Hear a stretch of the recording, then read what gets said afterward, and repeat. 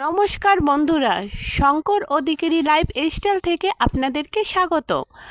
মুচমুচে মুড়ির পাকোড়ার রেসিপি নিয়ে এলাম। প্রথমে মুড়িগুলো ভালো করে ধুয়ে তার ভিতরে আলু কুচি, পেঁয়াজ কুচি, বেসন, বিস্কুট গুঁড়া, গুঁড়া মশলা, দারুচিনির গুঁড়া, জিরার গুঁড়া, হলুদ, লবণ, মরিচের গুঁড়া দিয়ে ভালো করে অল্প করে হাতে নিয়ে গোল শেপ করতে হবে।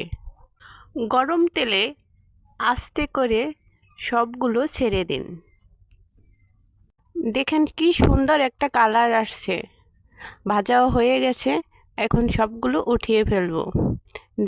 বিকেলের নাস্তা একদম রেডি। ভালো থাকবেন বন্ধুরা।